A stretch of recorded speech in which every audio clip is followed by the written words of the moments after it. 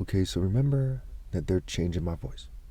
And we're just going to go over Matthew 25 and 26. I just did 24, the whole chapter, and they feel me, and I have a headache, and they're making it harder for me. And then, soon we'll get into Luke in the later videos. Okay, probably touch on John some more, and touch on Mark, some key parts, and we'll wrap up this series. Matthew 25. See, they start off with the 10 virgins, right? The parable of the 10 virgins, parable of the bags of gold. Okay. Going down to verse 28. So take the bag of gold from him and give it to the one who has 10 bags. For whoever has will be given more, and they will have an abundance. Whoever does not have, even what they have will be taken away from them. And throw that worthless servant outside where there'll be weeping and gnashing of teeth, right? Again, it's insulting the Pharisees and everyone outside the divine order. It's threatening them in terms of threatening their souls, right? He will reply, okay, so going down to verse 45.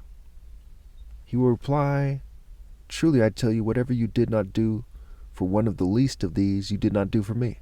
Then they will go to eternal punishment, but the righteous to eternal life. So again, the word is eternal. Some Jews, to their disgrace, were arguing that they think that they magically escape hell one day after being punished, but once your flesh dies, it's eternal punishment. You either go up or you go down.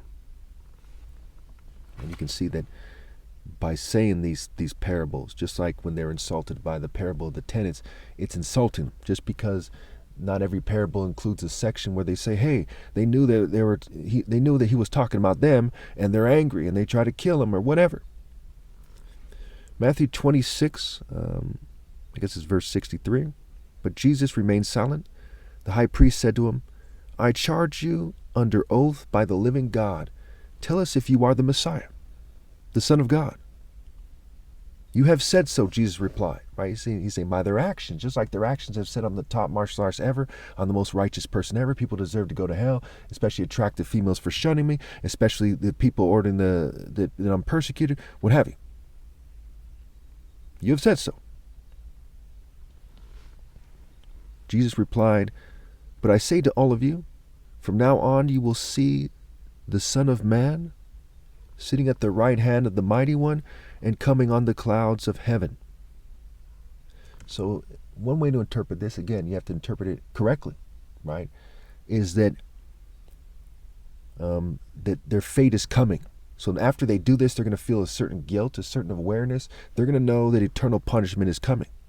So he says you'll see him coming on the clouds of heaven. And eventually, whether he's referring to you'll be resurrected or you'll be thrown into hell right away, that it's coming from now on. Okay? You'll see the Son of Man coming on the clouds of heaven, right? So sitting at the right hand of the Mighty One, right? The right hand of power is what it says in another translation or another gospel. We see the Son of Man sitting at the right hand of power, the Mighty One, right? The kingdom of heaven is not a matter of talk, but of power, and it's spiritual power. It's not the right hand of flesh, right? God isn't here in this huge form as this massive flesh mass saying, look at my flesh, right? It is the Spirit. Spar it in spirit. Not wrestle it or arm wrestle, or grapple, G-rape-L. Grapple is a play on words for G-rape-L. Not shoot it out. Little kids can shoot, not drone strike, but spirit. Thank you.